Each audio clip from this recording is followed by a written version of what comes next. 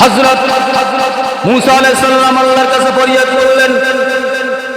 وقال موسى ربنا إنك آتيت فرعون وملأه زينة وأموالا في الحياة الدنيا ربنا ليضلوا عن سبيلك ربنا اطمس على أموالهم واشدد على قلوبهم فلا يؤمنوا حتى يروا العذاب الأليم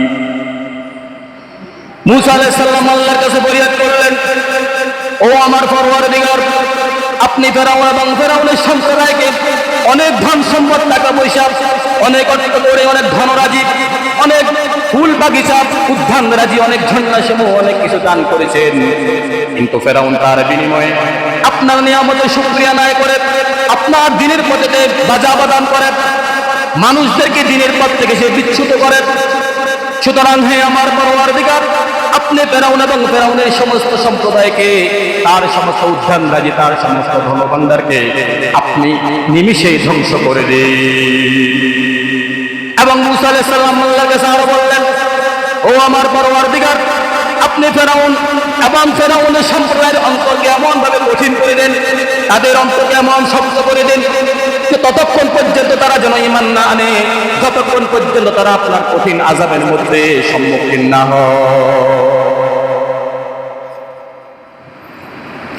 এর কারণ হচ্ছে ওই ফেরাউন তার সাম্রাজ্যকে বলল, وقال فرعون يا قوم قال يا قوم أليس لي ملك مصر وهذه الأنهار تجري من تحتي أفلا تبصرون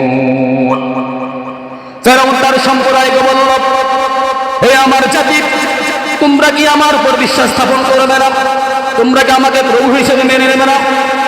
তোমরা কি দেখো না ওই লোহিত সাগর, ওই নীল সাগর আমার পাশে দিয়ে এসে আমার শহরের নিচ দিয়ে এসে অতিবাহিত করছে, এবং এই মিশরের সমস্ত মালিকের, সমস্ত ধনভাণ্ডার মালিকের আমি কি একমাত্র মালিক নই?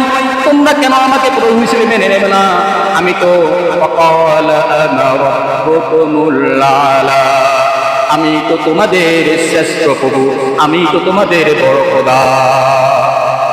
আল্লাহ রাব্বুল আলামিন এই সমস্ত কথা ফেরাউনের সহ্য করতে পারলেন না, এবং ফেরাউন মুসা আলাইহিস সালামের উপর অত্যাচার নিপীড়ন করছিল যেন ফেরাউনকে খোদা হিসেবে মেনে নেয়। অতঃপর অনেক কষ্ট সহ্য করার পরে যখন মুসা এবং মুসার সঙ্গী সাথীরা তারা নিরুপায় হয়ে গেল, অতঃপর আল্লাহ রাব্বুল আলামিন মুসা আলাইহিস সালামকে নির্দেশ করলেন, ও মুসা, তুমি এবং তোমার সঙ্গী সাথীরা এই মিশর ছেড়ে, এই দেশ ছেড়ে তোমরা অন্যত্র চলে যাও। আল্লাহ রাব্বুল আলামিন বলেন, ওয়াওহাইনা ইলা মুসা আন নাসরি বিইবাদি ফাদরিব লাহুম তরিকান ফিল জান্নাহ ওয়াওহাইনা ইলা মুসা আন নাসরি বিইবাদি ইন্নাকুম মুত্তাবাউন। আল্লাহ রাব্বুল আলামিন মুসাকে লক্ষ্য করে বলেন, ও মুসা, তোমার উপর অনেক জুলুম করা হয়েছে, তোমার সঙ্গী সাথীদের উপর অনেক অত্যাচার করা হয়েছে, ফেরাউন সীমা লঙ্ঘন করে ফেলেছে। অতএব তুমি আর এই মিশর শহরে, এই দেশের মধ্যে থাকার কোনো প্রয়োজন নাই। তুমি দ্রুতভাবে এই শহর ত্যাগ করে তুমি অন্যত্র চলে যাও।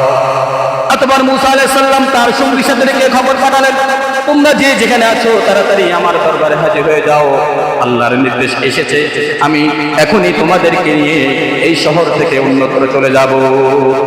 অতঃপর মুসা আলাইহিস সালামের সঙ্গী সাথীরা যখন হাজির হলো, মুসা আলাইহিস সালাম তার সঙ্গী সাথীদেরকে নিয়ে ওই রাত্রির বেলায় তিনি এই শহর ছেড়ে অন্যত্র রওনা দিলে। এইদিকে ফেরাউনের কাছে খবর পৌঁছে গেল। ফেরাউনের কাছে খবর পৌঁছলো, মুসা তার দলবল নিয়ে, মুসা তার সঙ্গী সাথী নিয়ে রাত্রের বেলায় পালিয়ে যাচ্ছে। মুসা আলাইহিস সালাম এই খবর শোনার পরে, মুসা আলাইহিস সালাম পালিয়ে যাওয়ার খবর শোনার পরে ফেরাউন বলে উঠল, ওয়া ইন্নাহুম লানা লাগাইবুন।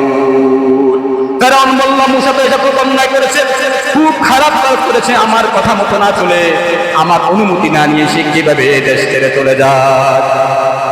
অতঃপর ফেরাউন সমস্ত শহরে শহরে সংবাদ পাঠালো, فأرسل فرعون في المدائن حاشرين। ফেরাউন মিশরের সমস্ত শহরে শহরে সংবাদ পাঠিয়ে দিল, সকল সৈন্যবাহিনীদেরকে যুদ্ধের সকল সরঞ্জাম নিয়ে, সকল হাতিয়ার নিয়ে যেন ফেরাউনের রাজদরবারে হাজির হয়ে যায়, এই সংবাদ পাঠিয়ে দিল। অতঃপর রাত্রি থাকা অবস্থায় ওই ফেরাউনের দরবারে হাজার হাজার লক্ষ লক্ষ সৈন্যবাহিনী তাদের ঢাল তলোয়ার নিয়ে, সমস্ত সৈন্যবাহিনী নিয়ে ফেরাউনের রাজদরবারে হাজির হয়ে যায়। অতঃপর فأتبعوهم مشرقين। অতঃপর সকালবেলা যখন সূর্য উঠল, সূর্য ওঠার সাথে সাথে ফেরাউন তার দলবল সৈন্যবাহিনী নিয়ে, হাজার হাজার সৈন্যবাহিনী নিয়ে ওই মূসা আলাইহিস সালাম যে পথে গিয়েছেন সেই পথ অনুসরণ করে মূসাকে অনুসরণ করার জন্য তার পিছনে পিছনে রওনা দিল। এইদিকে মূসা আলাইহিস সালাম এবং তার সঙ্গী সাথীরা যেতে যেতে এমন একটি জায়গায় পৌঁছে গেলেন যেখানে সামনে লোহিত সাগর, সামনে নীল নদ, যাওয়ার কোনো রাস্তা নাই। পিছনের দিকে শত্রু বাহিনী ফেরাউন আসতেছিল। মূসা আলাইহিস সালামের সঙ্গী সাথীরা হতাশ হয়ে গেল, দুর্পায় হয়ে গেল, তারা টেনশনে পড়ে গেল। فلما ترى الجمعان قال أصحاب موسى إنا لمدركون। মূসা আলাইহিস সালামের সঙ্গী সাথীরা মূসাকে লক্ষ্য করে বলেন, যখন ওই ফেরাউনের দলবলকে দেখতে পেলেন, বললেন, ও মূসা, ওই যে ফেরাউনের বাহিনী আসতেছে, এখন তো আমরা নিশ্চিত আমরা ধরা পড়ে গেলাম। মূসা আলাইহিস সালাম তার সঙ্গী সাথীদেরকে সান্ত্বনা দিয়ে বললেন, وقال موسى يا قوم إن كنتم آمنتم بالله فعليه توكلوا إن كنتم مسلمين। মূসা আলাইহিস সালাম তার সঙ্গীদের সাথীদেরকে বললেন, ও আমার সঙ্গী সাথীরা, ও আমার সম্প্রদায়, তোমরা যদি আল্লাহর প্রতি পূর্ণ বিশ্বাস স্থাপন করো, আল্লাহর প্রতি তোমরা যদি ঈমান এনে থাকো, সুতরাং তোমরা এক আল্লাহর উপরে তাওয়াক্কুল করো। তোমরা যে আল্লাহর উপরে আত্মসমর্পণ করেছো, যে আল্লাহর উপরে আনুগত্য প্রকাশ করেছো, সেই আল্লাহর প্রতি তোমরা পরিপূর্ণভাবে ভরসা করো। এই কথা শোনার পরে ওই মূসার সঙ্গী সাথীরা আবার উত্তর বললেন, وقالوا على الله توكلنا ربنا لا تجعلنا فتنة للقوم الظالمين। মূসার সঙ্গী সাথীরা উত্তর বললেন, ও আমাদের পরওয়ারদিগার, ও আমাদের মালিক, আমরা আপনার উপর পূর্ণ ঈমান এনেছি, পূর্ণ তাওয়াক্কুল করেছি, কিন্তু আপনি আমাদেরকে এই জালেম সম্প্রদায়ের জন্য আমাদেরকে পরীক্ষার পাত্র বানায়েন না। ونجنا برحمتك من القوم الكافرين। ও আমাদের প্রভু, আপনি আমাদেরকে ওই সমস্ত কাফের বাহিনী থেকে আমাদেরকে আপনি রক্ষা করেন, আমাদেরকে আপনি মুক্তি দিয়ে দেন। অতঃপর মূসা আলাইহিস সালাম তার সঙ্গী সাথীদেরকে উত্তর করলেন, قال كلا إن معي ربي سيهدين। কখনো না, নিশ্চয় আমার প্রভু আমার সাথে রয়েছেন, আমার পরওয়ারদিগার অবশ্যই আমাকে কোনো না কোনো এক পথ দেখাইয়া দিবে। সাথে সাথে আল্লাহ ওহী নাযিল করলেন, وَلَقَدْ أَوْحَيْنَا إِلَى مُوسَىٰ أَنِ اضْرِبْ بِعَصَاكَ الْبَحْرَ فَانطَلَقَ فَكَانَ كُلُّ فِرْقٍ كَالطَّوْدِ الْعَظِيمِ। আল্লাহ রাব্বুল আলামিন মূসার নিকট ওহী পাঠালেন, ও মূসা, ও আল্লাহর নবী, ও বড় নবী, তোমার হাতে যে লাঠি রয়েছে, সেই লাঠি দিয়ে তুমি এই লোহিত সাগরের মধ্যে আঘাত করো। অতঃপর আল্লাহর এই বাণী শোনার সঙ্গে সঙ্গে মূসা আলাইহিস সালামের হাতে যে লাঠি ছিল, ওই লাঠি দিয়ে নীল সাগরে, লোহিত সাগরের মধ্যে যখন তিনি জোরে সোরে আঘাত করলেন, আল্লাহ রাব্বুল আলামিনের হুকুমে সেই লোহিত সাগরের মধ্যে একটি নয়, দুইটি নয়, তিনটি নয়, 12টি রাস্তা আল্লাহ রাব্বুল আলামিন তৈরি করে দিয়েছেন। এবং ওই লোহিত সাগরে যে পানিগুলো ছিল, পানিগুলো দুভাগ হয়ে পাহাড়ের মতো উঁচু হয়ে সোজা দাঁড়িয়ে রইল। সুবহানাল্লাহ। অতঃপর মূসা আলাইহিস সালাম তার সঙ্গী সাথীরা, মূসা বললেন, হে আমার সঙ্গী সাথীরা, তোমরা যারা আছো চলো, আল্লাহ আমাদেরকে রাস্তা তৈরি করে দিয়েছেন। অতঃপর মূসা এবং তার সঙ্গী সাথীরা ওই লোহিত সাগর, নীল সাগর পার হয়ে যায়। এইদিকে ওই যে ফেরাউন পিছনে আসতেছিল, وأسلفنا ثم الآخرين ওই ফেরাউনের দলবল ওই লোহিত সাগরের মধ্যে এসে পৌঁছল। তারা চিন্তা করলো কি ব্যাপার, এখানে লোহিত সাগর ছিল, নীল ছিল, এই সাগরের মধ্যে রাস্তা কিভাবে তৈরি হয়ে গেল, মূসা কিভাবে পার হয়ে যায়। অতঃপর ফেরাউন তার লক্ষ লক্ষ সৈন্যবাহিনীকে বলল, চলো মূসা যেহেতু চলে গেছে আমরাও চলে যাই। ফেরাউন বলল, কোনো চিন্তা করার দরকার নাই, কোনো টেনশন করার দরকার নাই, চলো। অতঃপর ফেরাউন তার দলবল নিয়ে ওই লোহিত সাগরে ওই রাস্তা দিয়ে যে পথ দিয়ে মূসা গিয়েছেন সেই পথ অনুসরণ করে ওই সাগরের যেতে যেতে যখন সাগরের মধ্যখানে গেল, আল্লাহ রাব্বুল আলামিন পানিকে হুকুম করলেন, পানি তুমি যেভাবে ছিলে আগে, যেভাবে ছিলে আগে মতো তুমি পানি মিশে যাও। وجاوزنا ببني إسرائيل البحر فأتبعهم فرعون وجنوده بغيا وعدوا আল্লাহ রাব্বুল আলামিন বলেন, আমি মূসা এবং তার সঙ্গী সাথীদেরকে আমি রক্ষা করলাম, তাদেরকে আমি নিরাপদ স্থানে পৌঁছে দিলাম। কিন্তু ফেরাউন এবং তার দলবল যখন সাগরের মধ্যখানে এলো, আমার হুকুমে ওই পানিগুলো আগের মতো হয়ে যায়। আমি ফেরাউনের সমস্ত দলবলগুলোকে আমি আল্লাহ রাব্বুল আলামিন পানিতে ছুটিয়ে তাদেরকে ধ্বংস করে দিলাম। শেষ পর্যন্ত ফেরাউন যখন ডুবতে ছিল, একবার ডুবে একবার ওঠে, ডুবতে ডুবতে ফেরাউনের জান যখন নাকে ডোকায় চলে আসলো, ফেরাউন আল্লাহর কাছে ফরিয়াদ করলো।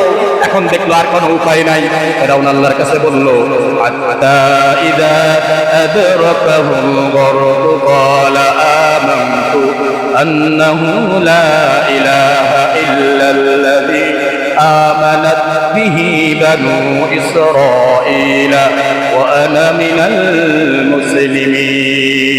ফেরাউন যখন দেখলো তার কোনো উপায় নাই, তার রক্ষা নাই, এক্ষুনি সে মৃত্যুবরণ করবে, তখন সে আল্লাহর কাছে বলে উঠল, হে আমার মালিক, ও আমার প্রভু, আপনি ছাড়া কোনো ইলাহা নাই, আপনি ছাড়া কোনো উপাস্য নাই, আমি আপনার উপরে ঈমান এনেছি।